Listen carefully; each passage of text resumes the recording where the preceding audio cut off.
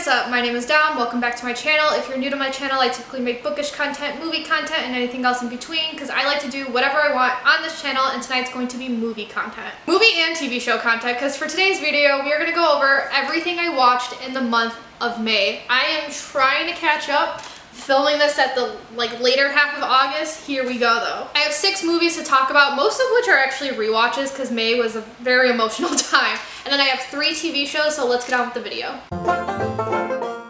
So the first movie I watched in May was a rewatch, and that is Mulan. This is a Disney movie about a girl named Mulan living in ancient China. China is at war. Her father is chosen to go to war, so she actually takes his place in order to save his life. Now, Mulan is my favorite Disney princess. I've lost count the amount of times I've watched this movie. I chose to rewatch it just because at this point in May, I was so stressed out. I had just gotten a job offer. And we love that. We love having a job offer. However, having accepted this job offer, not only did this mean moving out of my parents' house, not only did this mean move cities, but I had to move states because I moved from Chicago, Illinois to Philadelphia, Pennsylvania. I was very stressed out. I was happy I had something, but just very stressed with packing and just not knowing if I was making the right decision. Just a lot of grown-up decisions were happening too fast all at once. I was like, you know what? I need to be a kid again. Let's watch Disney movies. So I went with this one. I have really no objective opinion about it. I love this movie. It's near and dear to my heart. I still know all the songs by heart. Everything's really funny. This time around, what the dad tells her at the end made me tear up. I've been a big baby recently when it comes to rewatching movies. I had a great time. The next movie was also a rewatch. I decided to rewatch Mulan II. This is the sequel to Mulan, when Mulan and Shang have to bring the 3 princesses to another town, another city, so they can marry the prince of that town. This is one of those early 2000s direct-to-DVD sequels that a lot of people tend to hate. I tend to like this movie more than others. A lot of people hate this movie. Well, because all the Disney sequels from back in the day are well hated. This one tends to be my favorite. No, actually my favorite's The Lion King 2. This is my second favorite. I don't really hate this. I still have a lot of fun with it. I mean, is the writing shittier? Yeah. Is the animation budget significantly lower than the first movie? Yeah, but I was also like 2-3 years old when I watched this for the first time. I didn't know any better back then. I had a great time, and I had a great time watching it as an adult because of the nostalgia. I'm not really a fan of Mulan and Shang's arc in this and their romantic subplot, but I do have a lot of fun with the 3 princesses. I think their romantic subplot with Yao, Ling, what are their names? The 3 dudes we meet in the first movie and they come back for this one. I forgot what their names are. I think that's really cute. I thought it was really cute for Mushu to stick up for Mulan at the end of the movie, even though he was actually a huge dick throughout this movie. That I didn't like. He's a bigger dick than I remember him being. But the songs are fun too. I used to sing like other girls all the time back in the day. It's a good time. It's not like 5 out of 5 stars like the original Mulan, but you know, I don't hate this. So the third movie I watched in May is a new to me movie, and it's an anime movie called Akko's Inn. This is about a girl who moves into her grandmother's inn after her parents died. She's helping to run it. The catch is she can see ghosts. I went into this thinking it was going to be really cute. However, it was just not a fun movie. I wasn't really a fan. I liked the first 10 minutes because it made me believe this movie was going to be about one thing. It made me believe it was going to be one story, and then you quickly find out that that's not the case. And this piece of information they dropped in the beginning is not important at all. And this movie kind of feels all over the place. It feels like this was meant to be a limited TV series. I've since learned it is actually an anime, like an actual serialized anime. I don't know if it was limited. I don't know how many episodes it has. But this movie alone feels like it was probably meant to be like a 12-episode long anime, just because there was no coherent plot, so to speak. Like, all these characters would be introduced for one reason or another, and then their arcs just felt very episodic, and they kind of came together, kind of didn't, and it just felt like this movie was trying to squeeze too many things into one movie that's less than 2 hours long. Like, Akko can see this boy ghost, and he mentions how he used to be a friend of the grandma's when she was a little girl, so I thought this whole movie, because of that piece of information, I thought this whole movie was going to be about Akko, like, learning about her grandma's past, introducing them in a way she possibly can, and just how it all comes together, and maybe bring in some like World War II aspects because he was clearly like a World War II ghost. None of that happened. Like, that piece of information just didn't really mean anything at all. And then more ghosts come in, and I thought she was going to introduce this one ghost to their living being their living relative. That never really happened, or I thought it would just come together in a way where she would reveal that she could see ghosts. And because so much was shoved into its runtime, this movie felt way too long. I got bored, and it is actually quite forgettable. I think I ended up giving this only 2.5 out of 5 stars, because it's like not the worst thing I've ever seen. Some things were really cute, but I'm having a hard time remembering those things. So the next movie I watched is another rewatch, because at this point I'm still very, very stressed. My move-in date, I moved to Philadelphia in the beginning of June. We're reaching like the end of May right about now, so feelings are high. I decided to rewatch Dumbo. Dumbo is about an elephant being raised in the circus, and he is a poor outcast. Dumbo is my favorite Disney character. As a kid, I was never actually really a Disney princess person. I was all about the movies with the animals, and this was one of my favorites as a kid, and I still love elephants to this day. And I like to think of it as a comfort watch, because that's what I was using it for. It's just nice, like when you're super stressed, it's nice to rewatch things, because like you know what's gonna happen, so your anxiety is not going through the roof.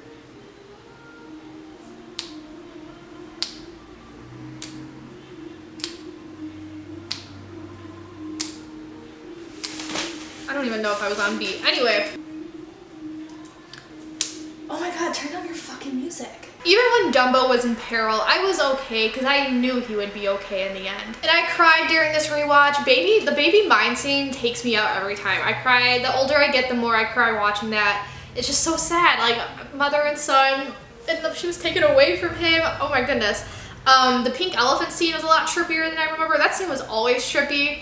But it's even like worse as an adult, and now that I've, you know, been drunk in my life before and I know what it's like being drunk, it's like, ooh, relatable. And fun fact, did you know the reason Dumbo's so different from the other circus elephants is because he's a different species? The circus elephants are Asian elephants, whereas Dumbo is an African elephant. Granted, he's an exaggerated African elephant because even African elephants don't have ears that big, but that is why he is so different. So next time someone asks you for Disney trivia, tell them that. Brought to you by a zoologist. So next was a new to me movie, but this is also a Disney movie because I decided to go to the theater and see the live action Little Mermaid. Now, Ariel was my favorite Disney princess back in the day when I was a kid. Even though I wasn't like a lover of princesses, if I had to choose one, it would have been Ariel. I went into this very hesitant because I haven't loved any of Disney's live actions, even though Cruella was before this one, Cruella was my favorite of the live actions, but again, I think I only gave it like 3 out of 5 stars, 3.5 out of 5. I haven't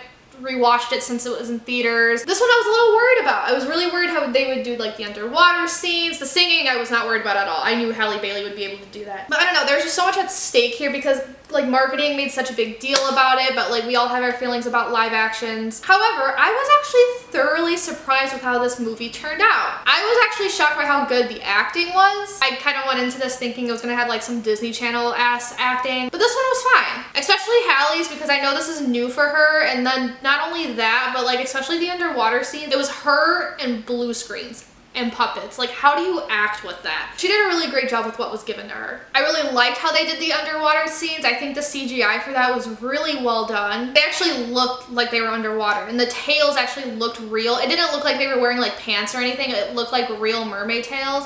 And the hair, like I thought they were wearing wigs, but if you look up behind the scenes, they're all wearing like special caps. Like the hair during the underwater scenes is all CGI. So those people deserve a raise. I really like how Ariel and Eric's love story was fleshed out a bit. Eric has his own song about the wonders of the universe that I think was really good. He's not the best singer, but I thought the song was fine. They had more scenes with just the two of them that I thought were really cute. The cutest part was how she told Eric her name. And I have to say, the way they did Big Ursula, you know, when she makes herself like a giant during that final fight scene, really triggered my fears. I have 2 phobias. One, huge things, megalophobia or whatever it's called. And then also the deep sea waters, because anything could be there. And that bitch triggered both. I was actually I felt my heart skip a beat when I was watching her growing, and she looked so real, which made it so scary. When they did a close-up of her face, that was the CGI for that was a little rough. But when it was like full body view, they did a great job with that. That was really cool. I was super impressed with that. However, it is a Disney live action movie of a movie I do love, so I am gonna have some gripes with it. My first gripe is the pacing. I did think this movie could be a little too long, but truthfully, I don't know if it's the movie itself or if it's because it's based on a movie that I have seen so many times. So I went into this movie already knowing the story. Another kind of sort of gripe I had, this one I have mixed feelings about, but near the end, which is kind of a spoiler, Ariel does save herself rather than Eric saving her, and I have mixed feelings about it just because I do like it that the main character of the story can save herself in her own story. However, because of that, in this movie, King Triton kind of just accepted Eric. It is, you know, it is what it is. Whereas in like the original cartoon, he accepted Eric because he watched Eric save Ariel. So that I have mixed feelings about simply because I like that she saved herself, but then I felt like King Triton trusted Eric a little too fast, especially given all he was saying about humans throughout this movie. My biggest fucking gripe with this movie was Awkwafina as Scuttle. She made this character, I always thought Scuttle was kind of annoying but also funny at the same time, but she made this character so much more annoying than he already is. Scuttle's humor just fell flat. The singing was terrible. Kissed a Girl would have been so much better if Awkwafina wasn't involved in that. That rap song she did with Daveed Diggs, who played Sebastian, that was fucking annoying and one of the most Lin-Manuel Miranda songs I've ever heard in my life. And then I just also had a hard time separating Awkwafina from Scuttle. So I felt like I wasn't watching a character. I felt like I was just watching Awkwafina, if that makes sense. Like, Daveed Diggs at least faked an accent for Sebastian, so it was easier to separate the two. But Awkwafina didn't do that for Scuttle. She didn't change her voice at all. So you're just listening to Awkwafina. That's it about this movie. I did end up giving this 4.5 out of 5 stars, but it's kind of on the low end. It is kind of teetering towards just 4 now.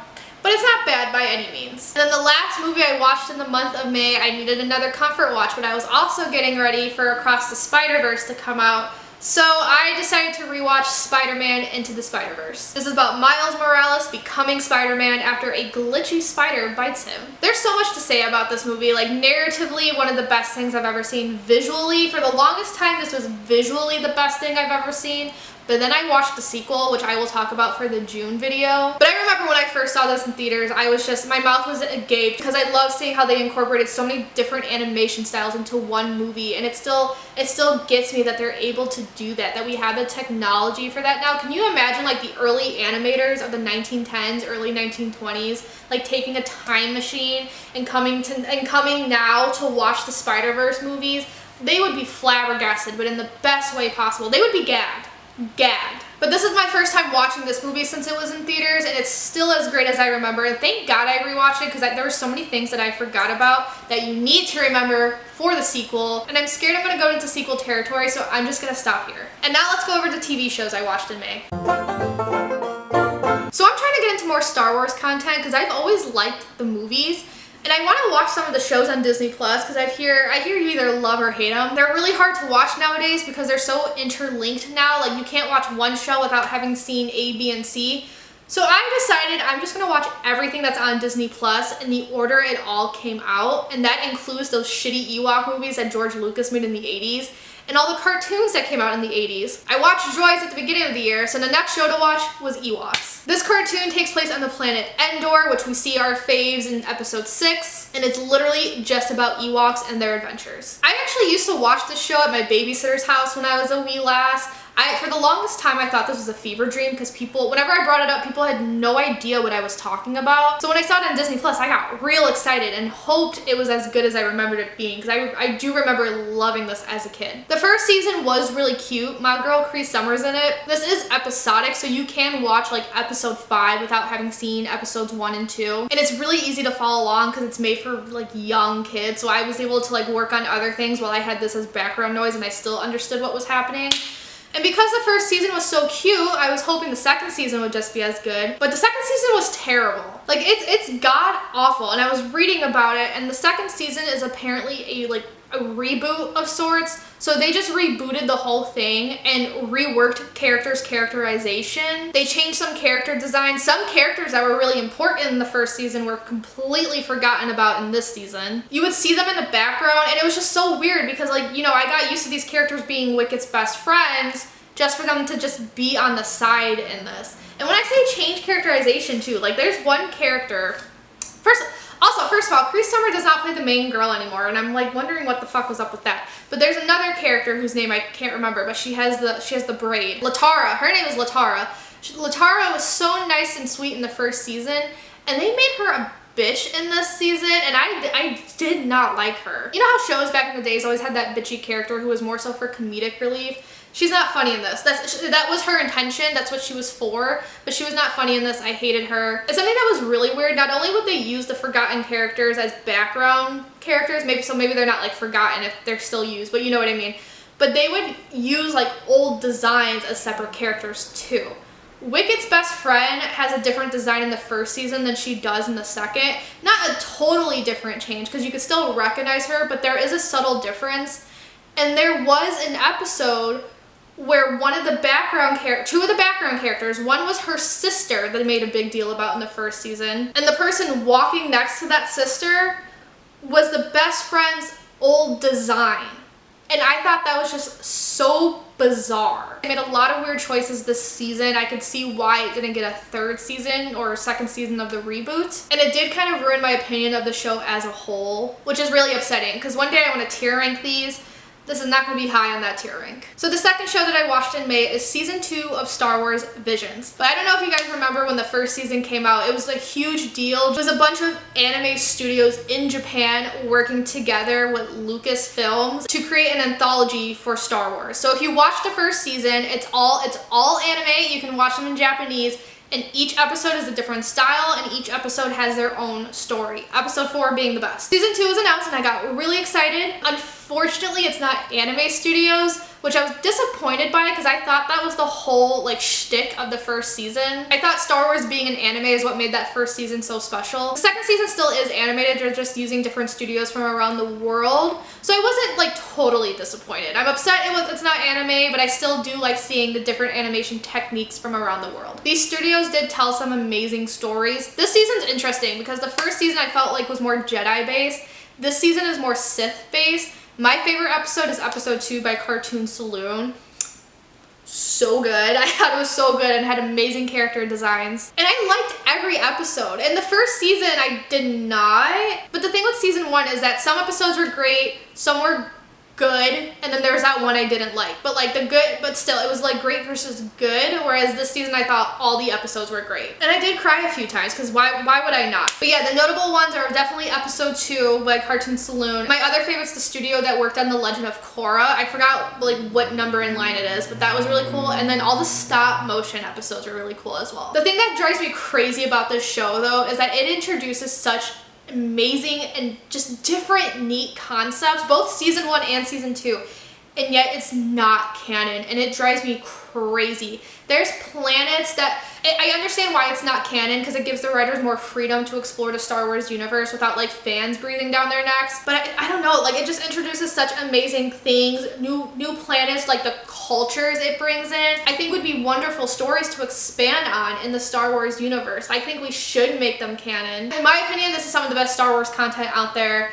Again, I haven't seen a lot because I'm working my way through it, but this is definitely one of my faves. If I were to tier rank all of this would definitely be in the top. And lastly, because I rewatched Avatar: The Last Airbender, of course I have to rewatch The Legend of Korra. The Legend of Korra is a show about the Avatar that comes after Aang and her adventures from there. In the month of May, I think I only watched season 1. It's hard to say because I'm still rewatching in August. This is very slow going.